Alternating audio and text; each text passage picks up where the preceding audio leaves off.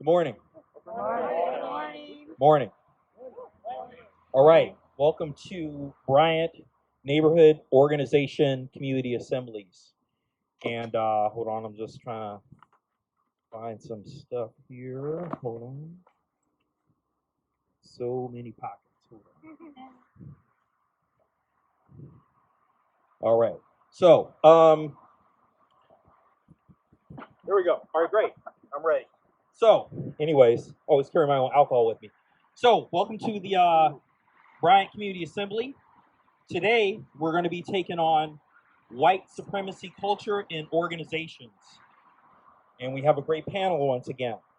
So, just so you know, we've got some big announcements today too that we want to let you know about, and it's important. And it's going to be a time right now to really be talking about direct action right now, because we're in a not only just a sense of urgency, but a state of emergency. So, and we're gonna address that as throughout the rest of this program. So, my name is Malik. I am the Bryant Neighborhood Organization Chair. That's Steph in front. She is our Vice Chair of Bryant Neighborhood Organization. And again, we have an exciting panel.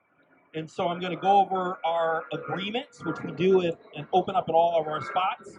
And after I read these agreements, put your hands in the air to affirm them. So let me start.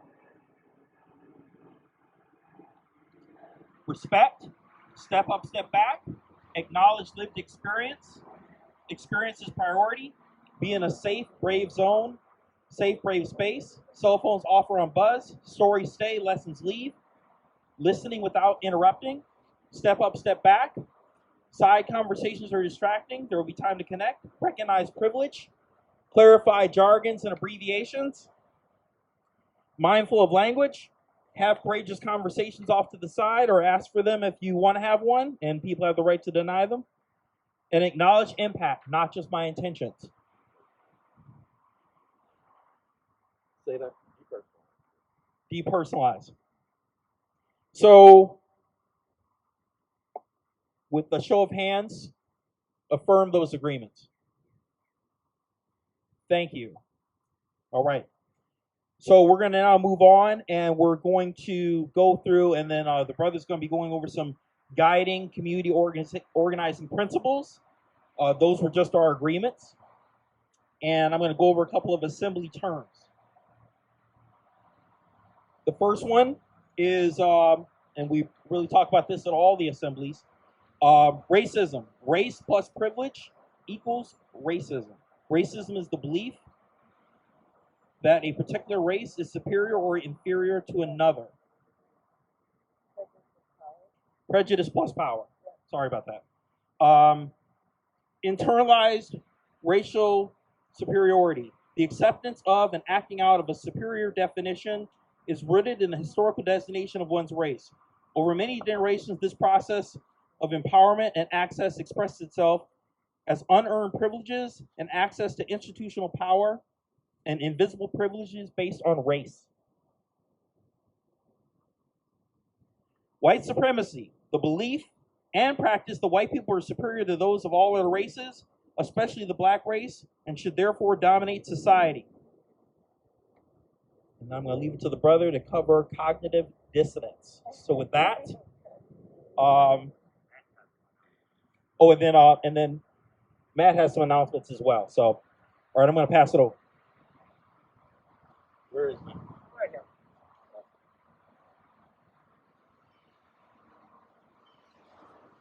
Okay, thank you. Hi, everybody. I am the treasurer of Bryant Neighborhood Organization, and Can't hear you. sorry, I'm the chairman, or I'm the treasurer of the Bryant Neighborhood Organization, and I just wanted to talk to everybody about some of our funding. So, the neighborhood organization, like most neighborhood organizations, receives the most of its funding from the city.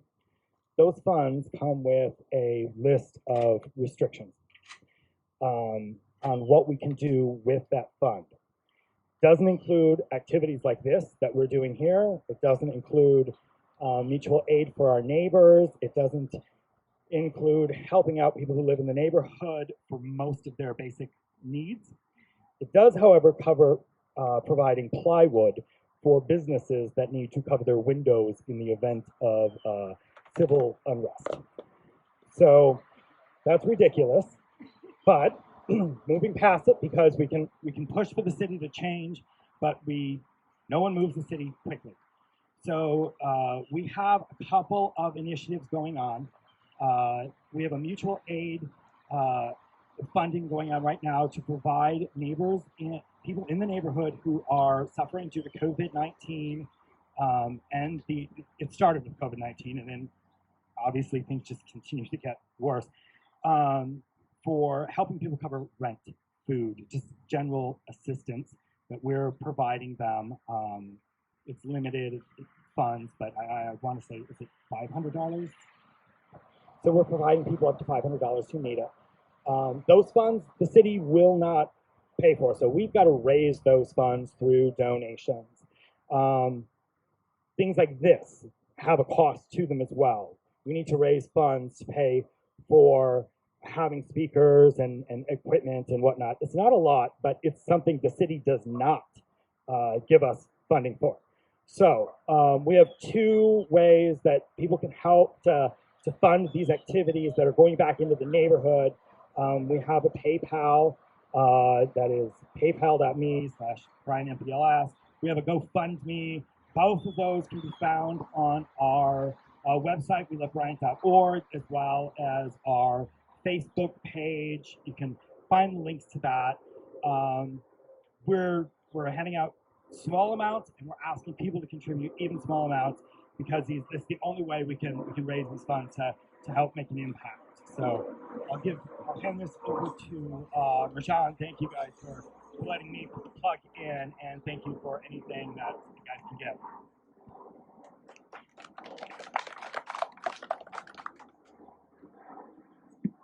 Good morning. Can you all hear me? Fine. My name is Marjaan. I live here in Bryant. I live right around the corner. I've been in the neighborhood for 13 years. I'm an educator, a writer, a neighborhood organizer. I have a podcast, People Power Podcast. I've been organizing in this community here for 7 years now. And so I just want to start out, I'm going to ground us in some organizing principles that the Bryant Neighborhood Organization operates from. Number one is all Black lives matter. If you're born here, if you're born somewhere else, your life matters. Listen to Black folks. That's really a lot of the work that we've been doing since this community has been aggressively gentrified since the recession. It ain't rocket science, but it is revolutionary in a country that's dominated by white supremacy. Break bread with your neighbor. Now that all hell has broken loose, people finally see what they were blind to before, right? Neighbors in need, and we saw folks step up and put the resources where the needs were, rather than hoarding resources and giving them to who deserves them, because our oppressors determine who deserves the resources, right? They used to call it Christianity, now they call it communism. We just call it community building. Break bread with your neighbor. Community accountability. We got to hold each other accountable. We all have unique perspectives, right? I'm a Black male, cisgender, straight, working class man. I have a very unique perspective. I grew up Muslim.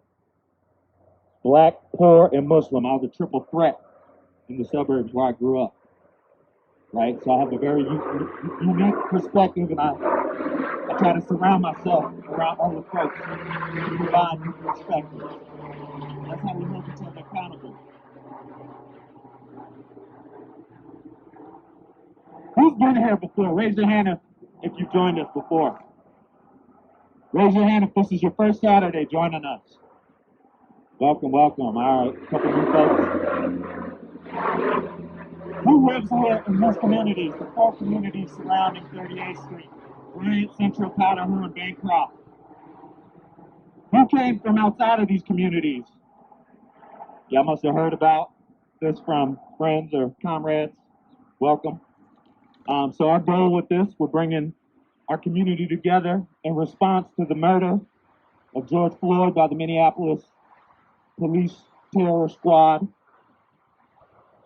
who have been terrorizing black folks forever with impunity, and our city leaders have refused to do anything about it until the people burnt down the city. That's why we're here. We're not here because George Floyd was murdered. We're here because the city got burnt down. And folks wanted to organize to protect their property. And we said, nah, we don't organize to protect black folks.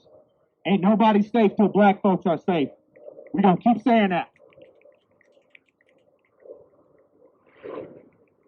So now, we've been walking y'all through this process, gearing up for training for the month of August, because we know action is coming. So now it has been announced that 38th Street will open next week. More than likely, August 6th is the date that I've heard. Cup Foods has been talking to neighbors saying that they're gonna open Monday. I have not been able to confirm that, but that's the conversation. We know there are community members who have openly said they're going to destroy Cup Foods. They're going to burn it down. I can show y'all screenshots from social media, right? We have told the powers that be, if you open it up, we're organizing resistance. We're going to shut it down. By a show of hands.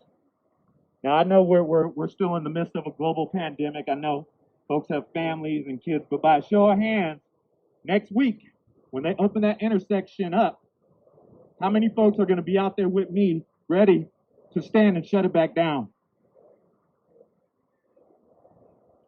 That's what's up. We got support outside of this community. We got global support. This is a fight this community does not need right now. But again, the powers that be are anxious to recreate the exact same conditions that got us here in the first place. Now, our question is, who are they listening to? We have gotten no straight answers. One answer that I have gotten most recently was there has been a survey conducted by some neighbors. So we've been very clear. Every Saturday, we want folks to organize with us. We're asking folks to break up into block groups. Let's report back. Let's work together. So there was a survey that was done, a selective survey just for some blocks around the memorial. And we do understand the people living closest to the memorial are most impacted by what's happening. We all have sympathy for that. And we all have to keep asking critical questions. Who's making it unsafe? We know some of these business owners are straight gangsters, if not all of them. We know the police are straight up terrorists, and we know these politicians are crooks. So they're going to keep lying and say they have no agenda, but we know they do. And we could, like, so much of this is public information. We could see who stands to profit from the reopening of these streets. We could map wealth in this community and see who owns these properties. How much did they pay for them when the recession hit? How much wealth have they extracted from this community? Where do the building owners live now today? Do they even live in our community? How did they acquire these buildings? Who helped them? Why didn't black folks get those same opportunities? So the survey that was conducted, it was acknowledged by some leaders who ran it that it was a bunk survey and somebody cheated and filled it out like 40 times. And the results of the survey were forwarded to Alon Dracano. She forwarded it to Mayor Jacob Fry. And now we know the streets are reopening in a few days. 38th Street. So, one of our neighbors clearly is working with these politicians, and they have an agenda. So if they got to lie, cheat, hook and crook to make their point, what does that tell you?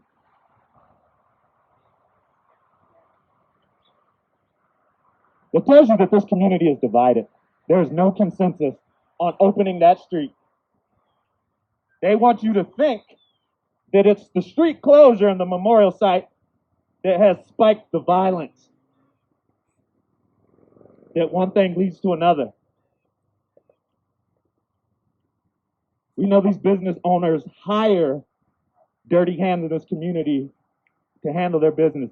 Our politicians know straight up, there's surveillance video from past years that caught business owners sabotaging competing businesses. Why weren't these business owners held accountable? Well, maybe it's because they work closely with the police and the politicians.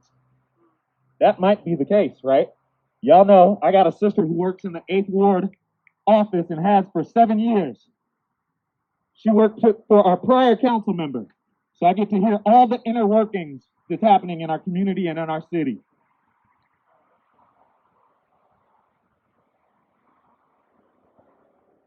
This should be public information. We should not be having these backdoor dealings that are happening. These selective surveys that are going on. Why was my block not surveyed? Organizing and not working with us, I mean, I guess we just have to assume you're organizing against us, right? But again, we're going to keep saying, let's work together. We do not have a monopoly on anti-racist organizing. There are different paths to do this work. Let's figure out how our paths can align if you don't agree with some of the stuff you hear. But we need to work together. Black liberation can't be won solely on the backs of black folks. We need racial solidarity, which means we need white folks to stop showing up like colonizers in our community, extracting from our black bodies in this land. We have to keep framing this in this bigger context. What are we abolishing? This is bigger than the police, y'all. The cops are just the bouncers at the club. It's the club we're taking on. Upper management, the owners. These exclusive clubs that created this crisis. So when we say we want to reimagine 38th Street and we want to make it a black cultural and economic corridor, that's not exclusive, that's inclusive. When black people eat, everybody eats. And if you don't get that, we have to help you decolonize. This reimagined 38th Street can close these gaps that got us here. Derek Chauvin, he's just a bouncer at the club. It's the business owners around that corner. That's who he was protecting. So these folks who are rigging these surveys, I wonder, was it Mike? Was it the other Mike? Who was it? Who has a vested interest in getting things back to normal? Putting black folks back in their place. So next week, so today we got a rich conversation, part 2 from last week, but next week we're going to host a town hall here this Saturday. So we'll have mics for folks to give feedback or ask questions. But the real question is, where are we going to be at next week? We know how these actions escalate. We have live video footage of the Minneapolis terrorists and the National Guard assaulting community members and journalists live on TV. We've already lived through the burning of this city. So we know how ugly this can get. But these politicians, they've called the people's bluff, and they're going to keep calling the people's bluff until the whole city burns, y'all. They need to lose their jobs. We need to reclaim power. That's why we're here. Politicians don't lead, we lead. They write the checks. Period. We're developing leaders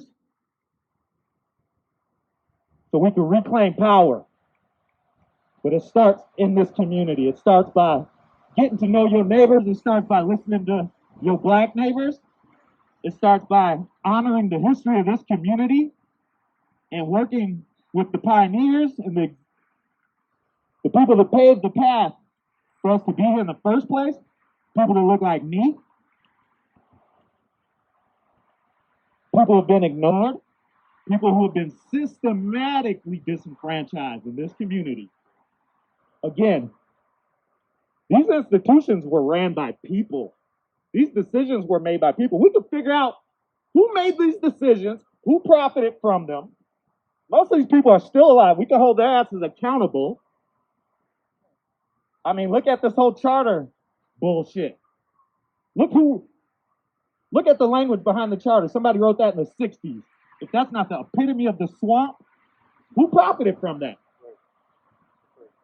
How did these police get so powerful? Well, part of the reason is because these white liberals and these corporate CEOs got these working class white men doing their dirty work. So the police walk around with a chip on their shoulder, just like our community members around 38th Street who've been holding it down. They walk around with a chip on their shoulder because they feel like they've been doing the dirty work, right? So are we just recreating the same problem with all this damn division? And who's dividing us? And who profits from the division? We need to talk about this, y'all. It's time to do some, y'all know about the Mapping Prejudice Project, right? It's time to do a Mapping Wealth Project. It's public information. Who buys and sells homes in this community? Who buys and sells commercial buildings? I probably need 2 hands to count on white friends or acquaintances that I know that have bought homes since the recession for dirt cheap, walked away with huge checks, some 6-figure checks. I can't name one black or brown family that has profited since I've lived here in 2013. I'm not saying it hasn't happened. I can't name one though. So if y'all ain't connecting these dots to see how we arrived here, we're gonna keep walking you through this. And if you want to keep living in denial, that's up to you. But that's cognitive dissonance, right? When all the evidence suggests one thing, but you deny it and you continue to believe the opposite. It's cognitive dissonance. So if you believe this society is merit-based and white folks accumulated all that wealth by themselves, it's cognitive dissonance. If you think this sort of racial inequality happened on accident, you can't get this sort of racial inequality by accident. This is an arrangement. And these politicians have every desire to keep that arrangement going, give us as few crumbs as possible to shut us up and keep it going. And they try to act like they're your champions, but they're not. How are they your champions when you can't even hold them accountable? Get out of here. So, action's coming, y'all. We got some announcements. We got some training. Unfortunately, we're not going to train people fast enough. And the question is, what is our community going to look like a week from now? Will it still be standing? Again, we're telling you right now, we're calling it. We're making this very public. If it escalates, it's on them. It's on the police. It's on the politicians. It's on the business community. I'm not saying everything is all peaches and cream right now, but this is a peaceful community right now, despite the violence. People are more united than we've ever been. That's not necessarily saying much in a society so divided. But we are more united than we've ever been, but yet people feel more unsafe than ever. That shit don't add up, y'all. Keep asking these critical questions. Let's keep organizing. Like I said, if y'all are having block meetings, block leaders, report back, let's work together. If not, we're going to assume y'all working against us.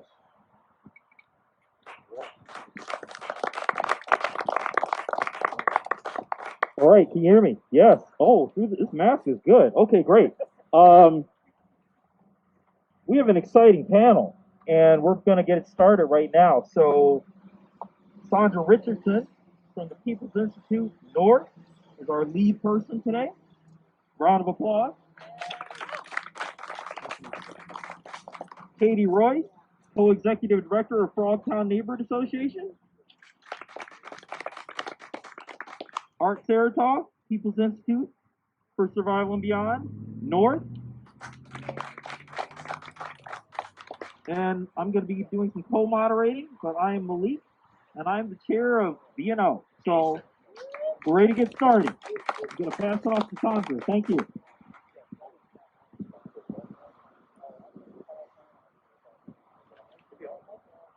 Can you hear me? That usually doesn't happen for me. You know, we've kind of gone back and forth. Last week we talked about white supremacy in nonprofits. And we said at the end of that we were going to talk about white organizational culture and the characteristics of that. And we are. And I've kind of gone back and forth in my head because sometimes things feel out of kilter and right on time at the same time. And so there's that cognitive dissonance that's happening for us this morning.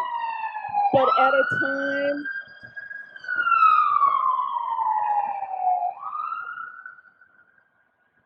a time when so much is going on in our community, and we are talking about looking forward and building forward, we need to make sure that we don't build the same things that didn't work.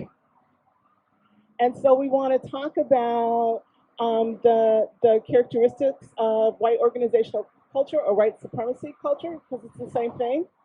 And we are taking the analysis from the work of Kenneth Jones and Tima Okun. And I have referred to this material for a long time, and it's 20 years old, and it's sadly still valid. And although if you go on the web, it says it's authored by Kenneth and Tima, if you are really honest, and they were, this is not their work exclusively, it's the work of people from my organization, the People's Institute, and a number of other organizations. It's the work of individuals, participants in workshops, students, interns. But in this white supremacy culture, the idea of collective knowledge contributing to a whole that benefits many is not the standard operating procedure. And it was further pointed out to me that when Tima did her dissertation on white supremacy culture, she wanted to acknowledge that, but the rules say if you're doing a dissertation, only one name can appear. So it promotes that myth of knowledge rests in one person, usually a white person, that no one else had anything to do that. This person pulled themselves up by their bootstraps. They dug up the knowledge on their own and they presented it. Okay, and they're brilliant, and it's brilliant knowledge. Okay, but the way that it is presented, so that we will perceive it as the work of one individual, is the norm, not what it should be. No, it's not. And so last week we kind of started off talking about nonprofit organizations. And nonprofits, for the most part, are organized like other corporate entities. They're organized like paramilitary entities. You know, you've got a CEO, a colonel, a captain, a president at the top. And then you've got division heads or department heads or something in the next layer. And then you've got the kind of middle managers, the overseers, who kind of supervise the direct line staff. And then you've got those essential line workers. And so we want to talk about, of the 13 characteristics, we want to talk about 7 of them this morning. And those 7 are perfectionism, a sense of urgency. We're going to spend a little time on that one. Defensiveness, quantity over quality, worship of the written word, paternalism, and either or thinking. And I just want to emphasize again that just because this is how it is, doesn't mean that it can't be different. And so as we move forward and are part of the decision-making process for our community, we need to, once again, think leaning forward. so that we don't create the same thing. If we really are talking about having a community that works for everybody. So the first one we're going to talk about is a sense of urgency. And we have that right now. And there are things that are important, but when there's a sense of urgency, okay, a lot of times there's a sense of stress and panic, and we don't think well. And I know that I worked in nonprofits, and something was always urgent, okay? The proposal was due, the report was due, we don't have enough, we need more. There was always a sense of too much to do, not enough time, do more with less, and then could you do everything with nothing? And then when you end up in that environment, you end up contributing to that environment. And so it's working against the grain to stand back and say, okay, take a deep breath. Just a minute. And so I know you all, because I will come back, but I know you all have contributions to make. So you want to talk about your experiences with that sense of urgency? Sure. Can you all hear me? No? Oh, wait, I turned it off. It was making noise. It's good. Now can you hear me? Yeah. Okay, thank you. It's like the mute in the damn Zoom when you're talking, and everyone's going like this, and you're like, what the fuck are they doing? Yeah. So, sense of urgency as a white person, Sandra just mentioned, it's that, how do we make those, what decisions are we making when we're in those modes? For white people, it should be and will be a constant effort to drop that sense of urgency.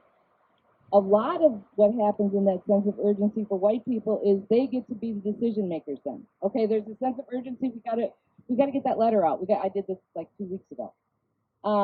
The letter did not go out, thank God. And usually it's the right decision to slow down. It's almost always the right decision to slow down and get more people in on the conversation. When you don't, it usually means white people are leading the show. And here I am, I'm 62, for God's sake. I've been doing this my whole life. I've been working intentionally on my own racism deeply for probably 15 to 20 years. Before that, I thought I was. And yeah. And so even now, here I was 2 weeks ago, there was this sense of urgency, and it is an urgent issue. And it's in the midst of a nonprofit that is controlled, I believe, by BIPOC folks. I am a co-director, but I take much less the decision making, which is good. Because someone said, no, we're not sending the fucking letter right now, Katie. Slow down. We're going to talk about it. We got some people we got to talk to. And that's what happened. And the letter is about to go out, and it'll be a much better letter. That sense of urgency is a serious, serious problem for us white people. That's right. Hi, can you hear me? Yes. Before I say what I'm going to say, I just had this image that I wanted to share with you. And that is up by your bootstraps. You've heard this before? Have you ever tried it? Physically? Try picking yourself up by your bootstraps or your shoelaces or whatever it is that's down there, and I guarantee you'll fall on your ass. Every time. So that's really an interesting concept. Anybody ever experience sense of urgency in the place where you work? Anybody? Yeah. It's what we do. It's the environment in which we operate. So those of you that were here last week know I used to be in charge of funding for the United Way of Minneapolis. We did urgency. People that live in nonprofits or have to respond to deadlines, what I did was make those up. Right? Okay, you got a proposal due, you want money from United Way, it's due at this and such a time. Deadline, drop dead. If it doesn't come in, at 4:30 on the day, sound familiar? we won't consider it. We just won't. Boom. Deadline. That's what that means. And I started thinking about, well, what's the impact? What's the impact on communities? What if you got a neighborhood, a community-based organization that really is serious about finding out how the community wants to address hunger, how the community wants to address their children failing in the public schools, failing their children? How do you do that with a genuine community response? Well, you go out to the community and you ask and you talk to people and you hold me, you go door to door. But often, these deadlines don't let you do that because there's not enough time to make that happen. So you slap something together pretty quick based on what you've done before, or maybe even based on what you think United Way wants to hear, and you throw it in, and maybe if you got a good writer, you get the money. Who usually gets the money, and when I was at United Way, this was certainly true, was we gave the money to the big agencies that had a staff of writers that could take all the stuff they had written before, cut and paste and throw it in, make it look good, have little charts and all this kind of stuff. But the community-based agencies didn't have that resource, were not as competitive, and oftentimes did not get the money. And so this is one little example about how sense of urgency that I was in charge of, because that's the way we did it. Part of white organizational culture is what I like to call, and I think you've heard me say, standard operating procedure. So living in a state of urgency is standard. It's what we do. And we don't even think about it. So standard operating procedure at United Way, and I dare say other places, that I enforce by my deadlines and even writing these requests for proposals, damages the community. And damages it because the organizations, one reason, the organizations that could best respond get pushed out. And the organizations that really are not well connected to the community have stuff that looks good, get the money, and the community suffers because the children don't benefit, the people who are hungry don't benefit, the people that need housing don't benefit. But that's our operating procedure. That's what we do. And in my mind, that's based on a whole set of white supremacy characteristics. Sense of urgency is only one.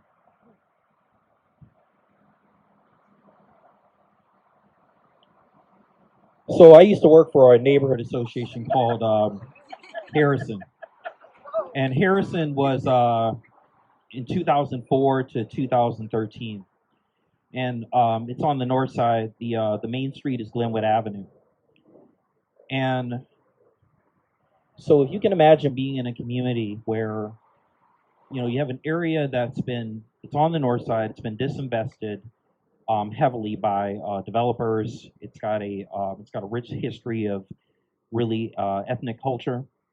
But when you think about Harrison, and you think about how it's just a small area, it's bounded by Olson, Lindale, 394, and then the border of Gold Valley, and so basically Thomas. So on any given day, we would have foreclosures in the neighborhood, Linwood Avenue being redeveloped, 2 light rail systems on both sides that are being developed, a 230-acre, $1 billion investment going on that's near the impound lot. And then you talk about all the trauma that that community's been hit with. And then you have a neighborhood association in the middle of it that's trying to get people to invest their leadership in our organization. And then at the same time, we're set up in a situation where the city has us funded to fail. So we have to find our own private dollars, and we're not being given any direction by the city on how to run. So if you can imagine being, and by the way, I love the work. I love the people of Harrison. I love the North Side. But if you can imagine being in that situation day to day and not knowing what's going to happen next. I remember in 2007, all of a sudden there was this thing where Ryback was doing this big inspection thing all over the city. You know, there were inspections all over the North Side. And then that was another thing. There was another fire to put out, another fire, another fire, another fire. And if you can imagine if this park, if one side of this park was going to electrocute you and the other side of this park was going to electrocute you, where do you go? What does that learned helplessness do to you? And then you put that on top of historical trauma.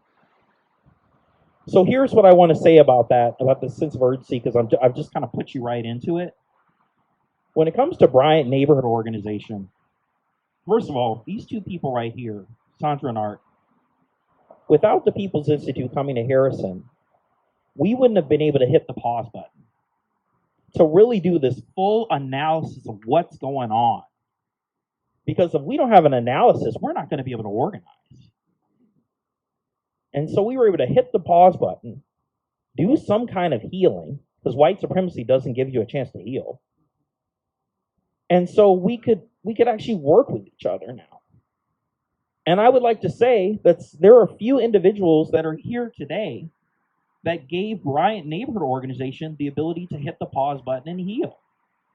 So we can have something like this right now and not be in a state of emergency. I mean, we're in one, but at least we have a space where we can plan and heal and talk and connect. But if you think that we've been given direction, I mean, we've been given autonomy, that's great. But if you think we've been given any kind of tools or a sort of an instruction manual on how to get here from the city, that's not happened. You know, we're lucky that we have independent people and we have that autonomy to be able to do some of this organizing. But thanks to the People's Institute for Survival and Beyond and some of the leaders that are in this space right now, we were able to hit the pause button, really analyze the white supremacy that's happening around us, all the things that are happening in Bryant, because Bryant's in a very similar situation right now that I just gave you with Harrison. We're being hit from all sides and we're being asked to respond immediately and not with the best sense of funding. Some of the people that are up here right now, this is volunteer power. So we're not even being funded to succeed. And we're being hit from all sides right now. You know, we just had a gentleman in our community, a black gentleman that was assassinated by the police. We're about to deal with a reopening right now. We got gentrification hitting this area.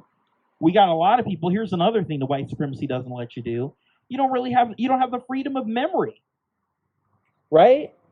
Like every time you even like bring up something about the Tilson homes and everything that's happened in this community, you got people, particularly white people, looking at you going, why are you stuck in the past? Kind of like slavery. So we've got that hitting us. There's so many things hitting us from one side, and that's that sense of urgency. But thanks to this space that we have right now and the People's Institute for Survival and Beyond and this partnership and Can-Do, we have the ability to have a space where we can build a shared strategy, a shared language through these assemblies, a shared analysis, so we can all have shared power. And what that spells is slap, so you better get slapped with that. And we have to change that culture. We have to. We have to make these nonprofits work for us, and we've got to get out of this sense of urgency stuff where we can start being in a sense of two things. One, proaction instead of reaction. And instead of moving at this sense of urgency, we got to start moving at the speed of trust.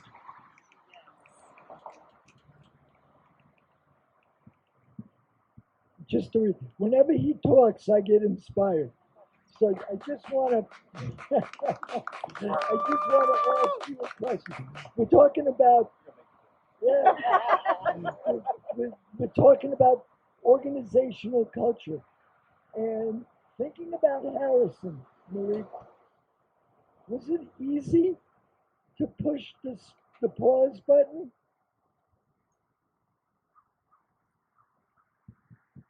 So it wasn't easy to push the pause button because we were always on alert.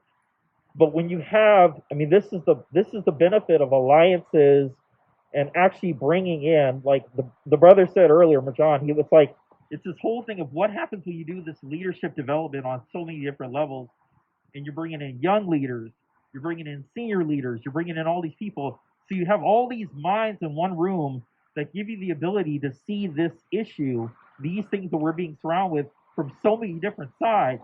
And so when you have so many minds and emotions and heart and soul working on one issue, then we can develop a solution, and then that makes it easy to hit the pause button. But when it's one person hitting the pause button, and then we're doing this nonprofit, let's martyr black and brown bodies to get this pause done, that makes it hard to hit the pause button.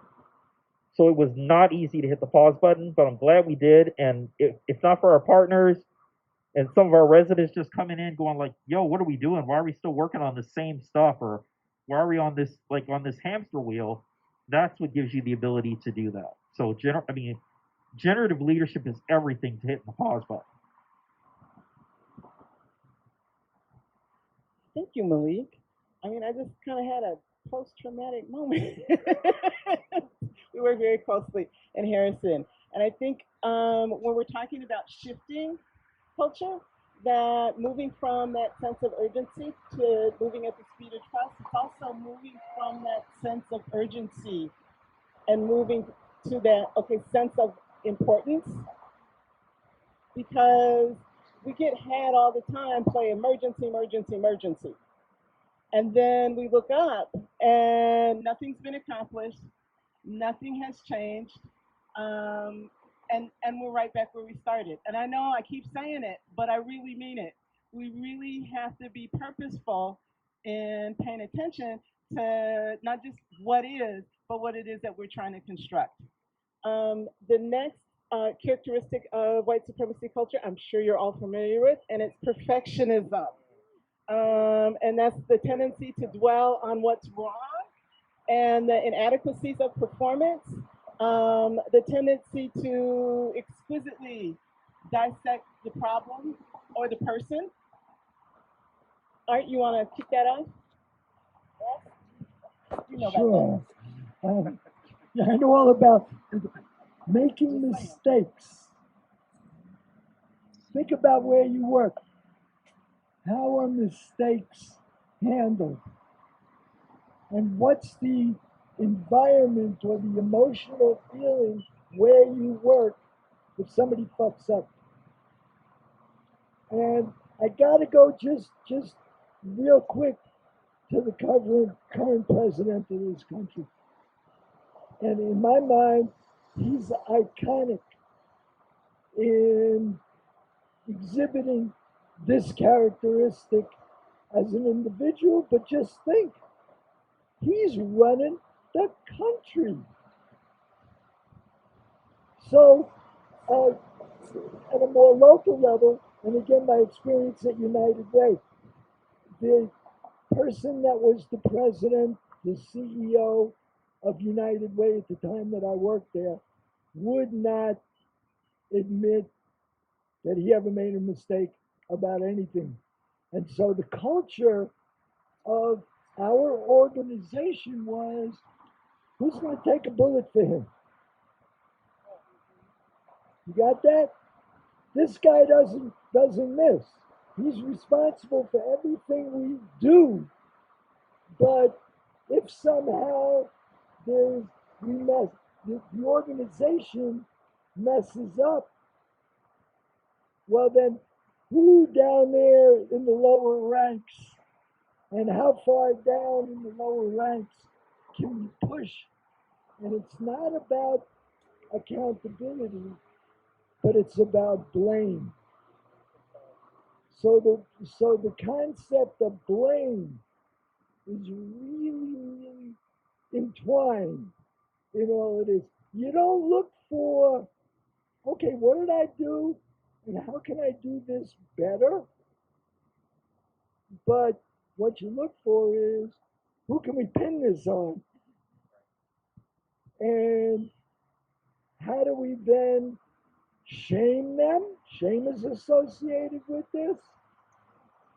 And discipline them, even fire them if it's that egregious. But it's not the organization, it's not anybody, it's the individual. And so how do you think that plays out in an organization? Nobody, you kind of huddle in your little cubicle or whatever at your desk. There's fear of offering any kind of idea that may be different from, you ready for it? Standard operating procedure. So the organization ends up being really rigid. You ever hear this one? This is the way we always did it. What's wrong with that? We could. So all this stuff stemming from this defensiveness and a culture, right? Here we are again with culture. A culture of defensiveness and blame, and then therefore employee paranoia. And if you're an employee, a little bit of stress. So now we got stress that's associated with, I don't want to get blamed for something. And also the stress of the state of urgency, right? It's fun to be in a white-dominated organization, huh? This is great. Anybody?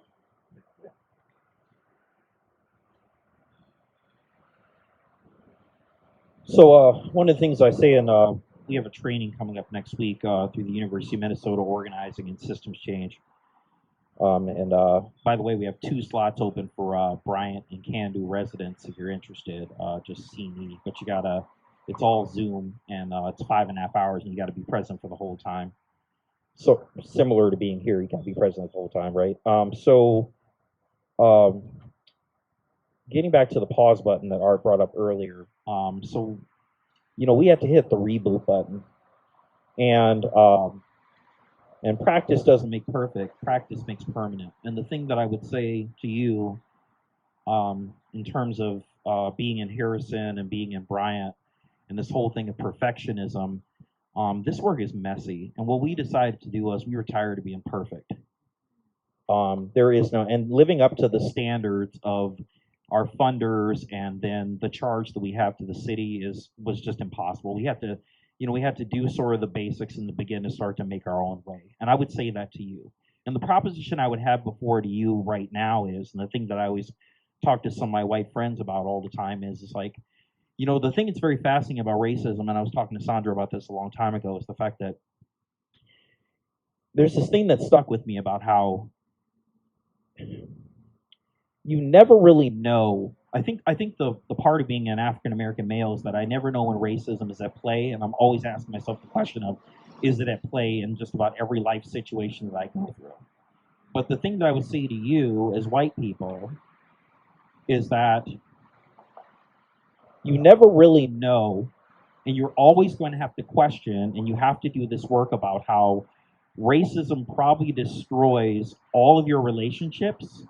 And if you don't attack that head on and really work on it, you're never going to really know if you're living your full humanity because of it. Which is the same charge that I live with as an African American man. But if you're going to be perfect and stay in a box for the rest of your life, you're never going to meet your black neighbors. You're never going to meet people of color. You're never going to. It's messy. You got to step into the mess and you got to do it. Perfectionism and these organizations that are generating these ideas of these models that are impossible to achieve is not going to work, and it hasn't worked. And a lot of times we as organizations are living up to ideals that really our own organizational culture isn't modeling. So we're out there doing door knocking, some of these white organizations doing community engagement, but they're not even engaged in themselves internally and they don't have a base, but they're wanting you to join their base. So what does perfectionism really mean? So to me, stop the perfectionism. We at BNO, Bryant Neighborhood Organization, we're going to get messy. This isn't going to be perfect, but we're willing to step into the challenge and do this together. We have to flip this culture.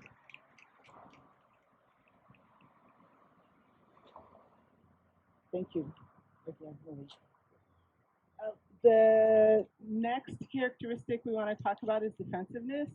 And I've been assuming, since most people have been here before, that we know, okay, we can be in the same, I can be in the same organization as Jody, okay, and it's the same white supremacist culture, but how it comes down on her and how it comes down on me are going to be different. How I'm going to experience working there is going to be different than how she's going to experience working there. And I'm going to be perceived differently. And defensiveness is everywhere, but it's especially acute in Minnesota because people want to think that they're good, progressive people, and they don't do anything wrong, and they would never, ever, under any circumstances, want to hurt somebody. Okay? They would never, under any circumstances, want to do a bad thing, right? Right. Okay. But new idea. Someone's had the experience. But the new ideas, ideas that challenges the status quo. The idea, if I was going to stand up and look around at all the white people who are here and say to you, I'm going to get up and I'm going to pick one of you and I'm going to come over and get in your face and call you a racist and tell you why.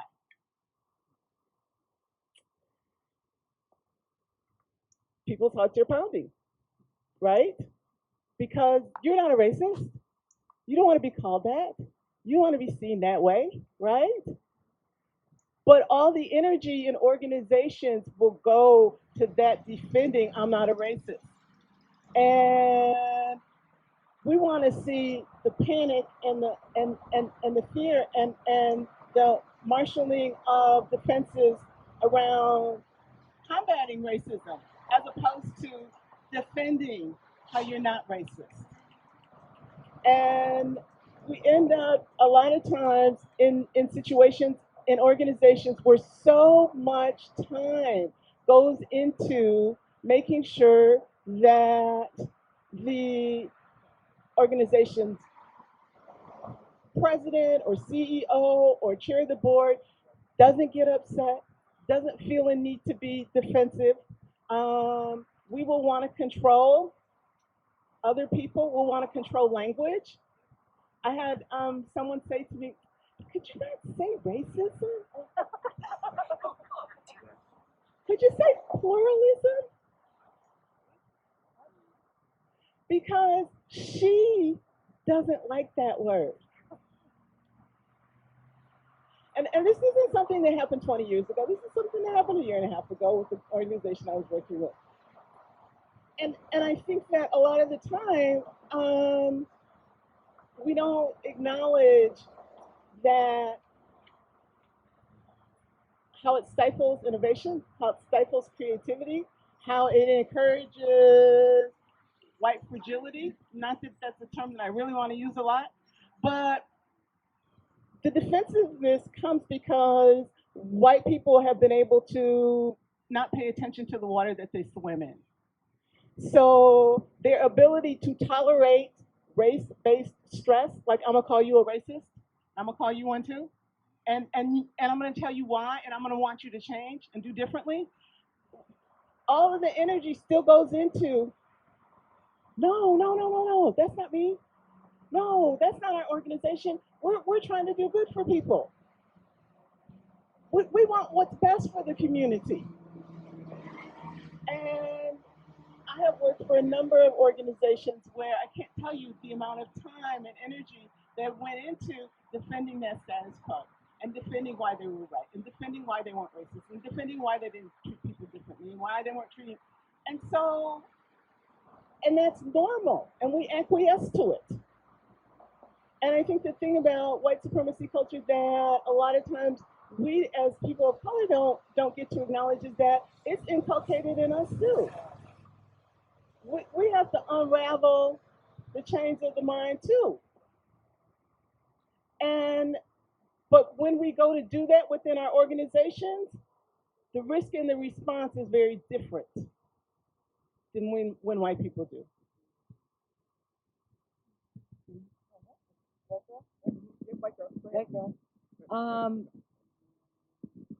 I think that defensiveness is obviously very tightly tied to perfectionism.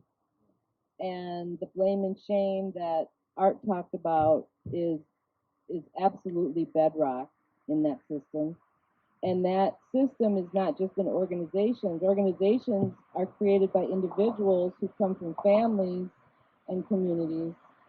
And white supremacist culture, which my parents absolutely worked from, was around don't make mistakes, shame and blame totally part of it. So undoing those pieces of defensiveness and perfectionism are about undoing your family system that you learned. And if you don't do that, then you can't help others do it, and you won't be successful in working in an anti-racist fashion and fighting white supremacy in your house, on your street, in your community, and in the world.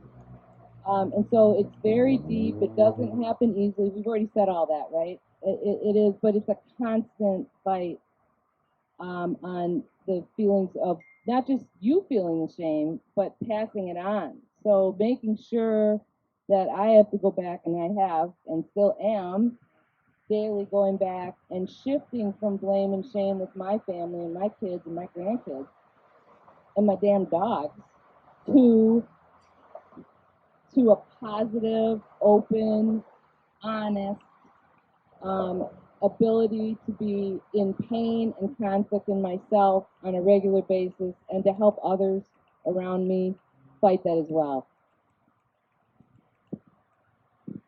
Thank you. The next two are ones, again, that are especially pertinent in Minnesota. One is the worship of the written word. If it's not written down, it doesn't exist. If you didn't document it, it didn't happen. The survey. The survey. It's the survey.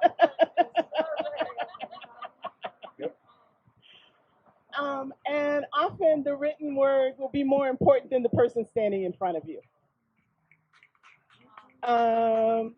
It's a very insidious, because it goes back to when we were talking about perfectionism and the writing of proposals and who understands the language of philanthropy and who's got the resources and the capacity to be able to get that report or that proposal in, also leads to, okay, if you can't master that, if you haven't mastered that, no matter how good you are at what it is that you're doing, okay, and this happens all the time with organizations of color.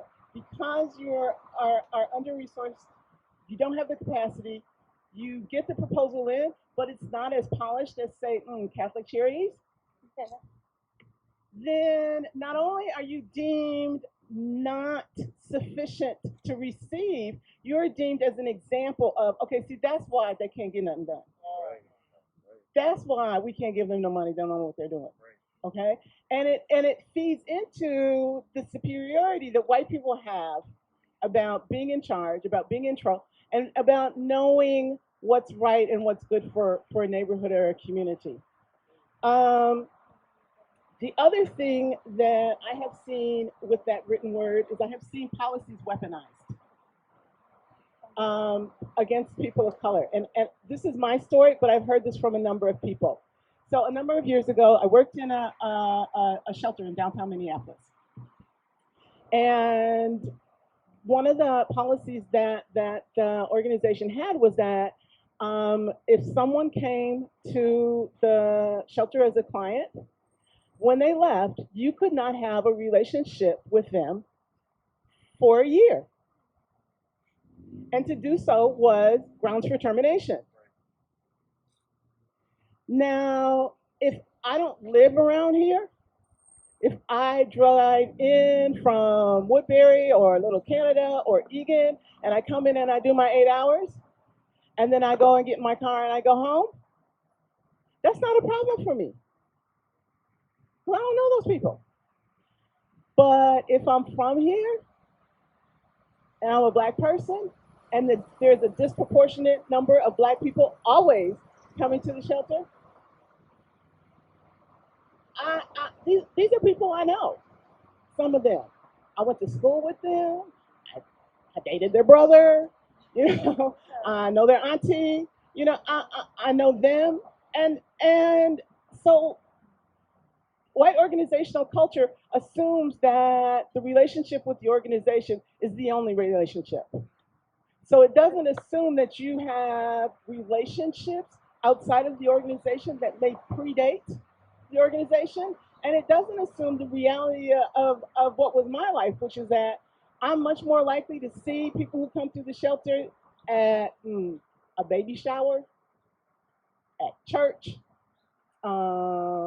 at somebody's barbecue or family reunion, and back in the day, at the club on Saturday night. And I saw a number of people who were terminated because they were observed, okay, with someone who had been in the shelter and had left 3 months ago. No questioning, no understanding that I already knew them. Same thing with, you're not supposed to give people money, okay, but it's my cousin. So policies can be weaponized against people specifically, and have dire consequences for me, and have no consequences at all for Jody. I'm just seeing, because I can see you now. I know, okay? that's Okay. The other thing I want to say about the worship of the written word, this is how devious racism can be. There's also I've worked with organizations that their strategy for keeping people of color out or short term was that they didn't write anything down. Everything was by memory. Everything was you were supposed to know. Everything was this is the way that we've always done it, and you're not a good fit. So, you know this one too. Okay. So we really have to look at racism is conniving. We really have to look at how that power is utilized. Do you all want to add anything to written word, worshiping of the written word? Can I do Briefly? a quick one? Briefly. Excuse me for the having to leave. But United Way again. Anybody that's ever dealt with United Way or a funder knows we receive reports. They got to be really detailed, and they got to talk about your outcomes and your output and your demographics, and we read them, right? I was in charge. We read them. The fallacy is that you think you know the organization and you think you know the neighborhood by reading a report on a piece of paper. And you don't know that. And you then go back and make decisions, in this case about funding, based on this piece of paper, rather than the actual work that the organization is doing in the community. And, excuse me, much of that work has to do with building relationships. There's no little box on that report that talks about relationships and how to strengthen the community in that respect. And the networks of support that you may have built as a result of your work, that's not in there. And so these reports that we receive encourage disconnect from the community and also disconnect from the funder, in this case United Way, from really understanding what the heck was going on. I just want to add one thing about the written word. So in my 23 years of organizing, I've seen the city of Minneapolis, the city of St. Paul, I've seen developers, I've seen these groups called market analysis firms that actually sort of study an area and tell you what your worth is. I've seen those different groups produce a document. The brother mentioned earlier a survey. I've seen written words come out and absolutely discount all of the community. We don't need to do engagement. We don't need to do any door knocking. We don't need to call up everybody. We don't need to check in with people. We got this written word. We got this written letter. We got this analysis. We got this developer performa. So we don't need to engage y'all, even though that very written word might affect your life, your children's life, or the legacy of the community. So the written word is very real. And I just want to add, Sandra talked earlier about dissertations and academia and kind of the polish that gets automatically assumed from anything that comes out of academia. That kind of research that's done that is the word of God, right? I got this research, Wilder Research said this, and Compass reported that. And that's the revolutionary work that's going on right now by Dr. Brittany Lewis is combining quantitative and qualitative research very intentionally with community working. So that's the other thing you're not supposed to do when you're researching is build relationships with the people that you're the insects that you are studying. Right, you can't be objective. So that is ground that's breaking. Dr. Lewis did some fantastic research on gentrification, where she intentionally worked with communities and did qualitative and quantitative. Frogtown is one of those neighborhoods, so we worked hard on that. That research was pivotal in pushing the city to recognize that, in fact, Frogtown was gentrifying, because Myron Orfield and his folks on the other side of academia were saying, oh, it's a rat hole, it's never gonna gentrify. Okay. So Brittany came in, did some fantastic research, and we were able to use that at a pivotal time where the city wanted to deny gentrification and could not. And part of that was from the qualitative stories that Frogtowners told around how gentrification was affecting them. Thank you. This is another example of white supremacy culture. It's 12:30. And we are on time instead of in time or of time, right, today? So we want to stop here because we want to give people an opportunity to talk with each other for at least 20 minutes or so. So do you want to introduce the small group questions?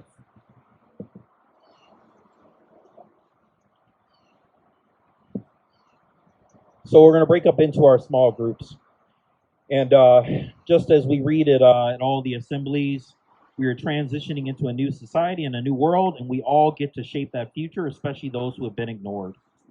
Practice radical listening, centering Black voices, and give everyone a chance to be heard. Remember, this is not therapy.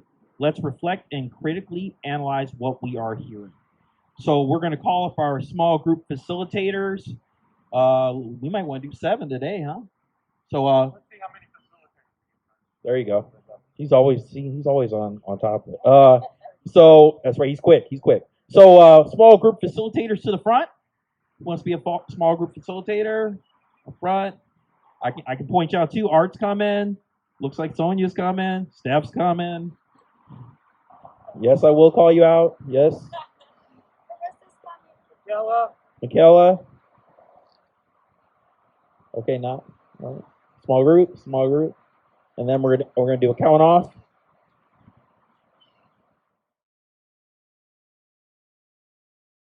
Be perfect, but we're gonna do the work. All right, we're gonna make a couple of mistakes, but we're gonna do the work, and we're gonna do this work together, and we're gonna do this work with everybody.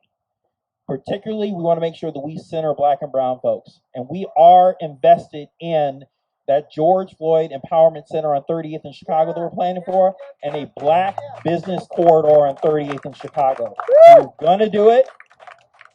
We're not gonna let the city put us in a box, and our imagination in a box, and I encourage you all to not let these institutions put your imagination and your creativity in a box. Otherwise, we're never gonna have any legacy.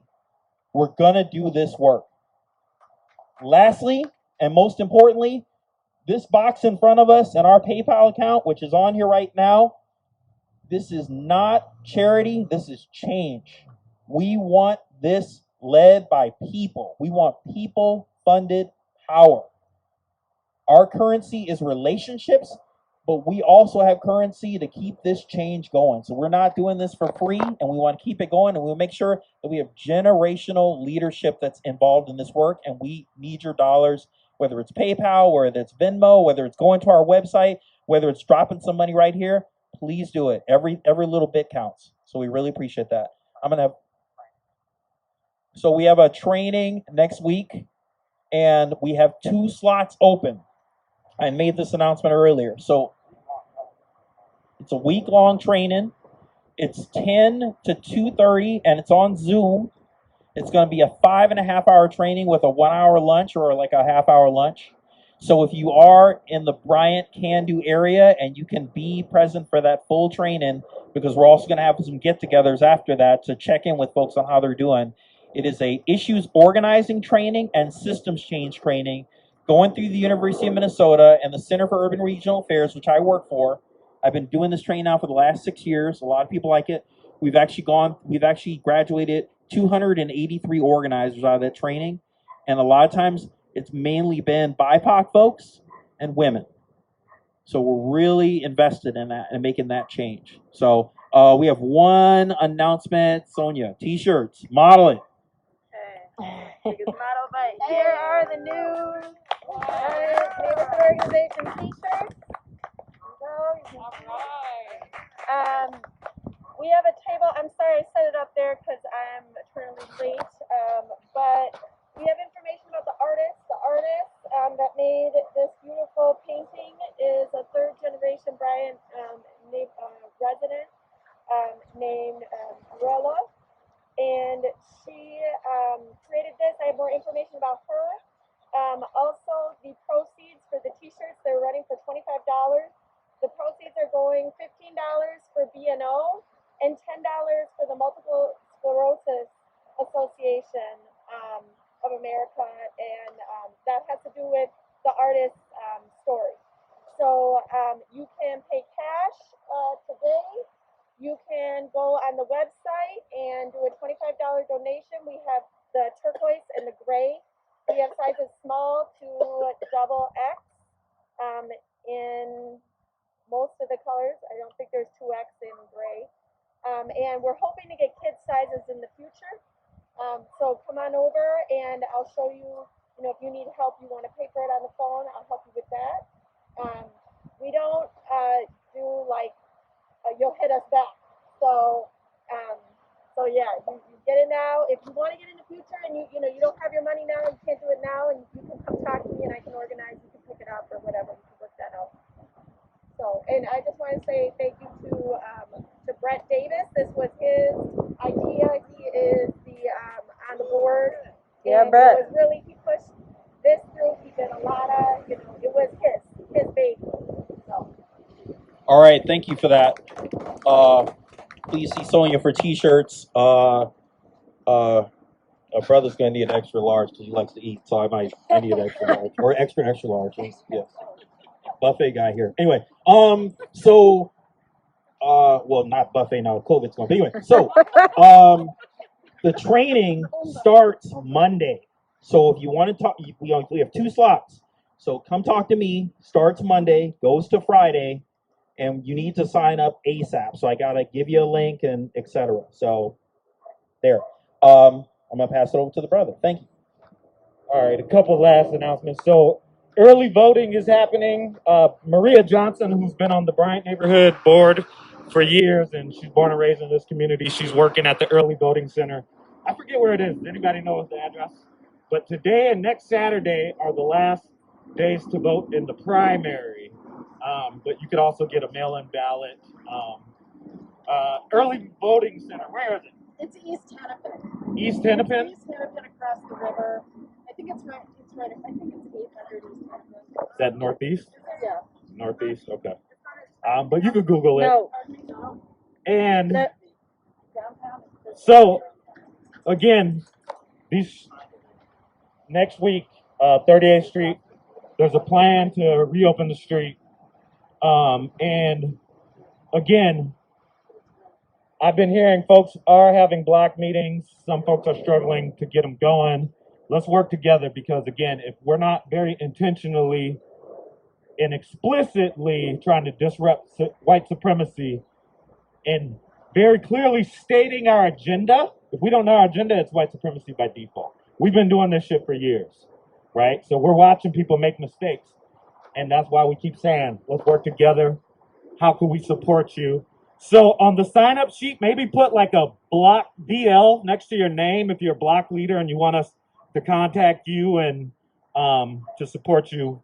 We just hired Michaela as an organizer, and Dayana also was just hired. She hasn't started yet. So we'll hopefully have them here next week at our town hall to introduce to the community. So again, we're about to spring into action real soon. One more time by show of hands, folks who are able, healthy enough to get on the streets and help shut it down and practice peaceful civil disobedience. They're talking about Thursday, August 6th, of reopening the street. So we will let y'all know. There's a town hall the day before on Wednesday.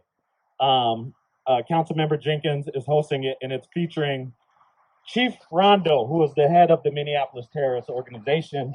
And we are not mincing words. We're not going to bite our tongues, and I am not backing down on this. And they are going to try to make this personal. They're going to say, if you come after the black chief, you're attacking his black family and the black community that raised him. But nope, that's not the case. When we're calling out power, this has nothing to do with what their parents taught them. I believe their parents taught them right from wrong. I acknowledge they come from great loving families and communities. But when they sign up to do a job that is murderous, that shit's on your hand and we're going to call it out. Right? So when we talk about him being the grand wizard of the Minneapolis Klan, it's not about him. It's not about personally about his family.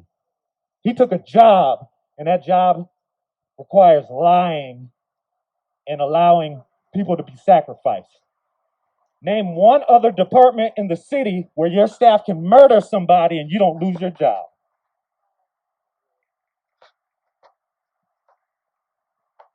We're going to call this shit out. So please sign up for the town hall next Wednesday. Councilmember Jenkins is hosting it. And again, I'm going to let everybody know exactly how I feel. Corporate media is going to tell you it's fair and balanced when they give a platform to the people who have been murdered and terrorized by Al-Qaeda, and then they give the same platform to Al-Qaeda. They're going to tell you that's fair and balanced. That ain't fair and balanced. Terrorists don't deserve a platform, period. But if they get one, we're going to hold their ass accountable. So show up on the town hall. The next day, they plan on reopening the street. So I imagine we'll get confirmation at this town hall about the reopening. And the chief is going to try to lie to y'all and get y'all to trust them that they're going to help create safety in this community. They are the ones causing the violence. There are 800 people who have their jobs on the chopping block. You think they won't kill another George Floyd to save 800 jobs for white men? Come on. Call that shit out. All right, we're going to close out. This work, we look to our ancestors to guide us in this work. the modern day abolitionist movement leaders to keep me going, to give me inspiration. Our two sisters who are still in the struggle with us, Assata Shakur, Angela Davis. Who's heard of Assata Shakur? Read her autobiography. Also read the autobiography of Angela Davis. Let's close out with a chant by Assata Shakur. And it's about liberation. So repeat after me. It is our duty to fight for our freedom. It is our duty to fight for our freedom. It is our duty to win. It is our duty to win. We must love and support one another. We must love and support one another. We have nothing to lose but our chains. We have nothing to lose but our chains. It is our duty to fight for our freedom. It is our duty to fight for our freedom. It is our duty to win. It is our duty to win. We must love and support one another. We must love and support one another. We have nothing to lose but our chains, y'all. We have nothing to lose but our chains. All right. See you next Saturday, y'all. Peace.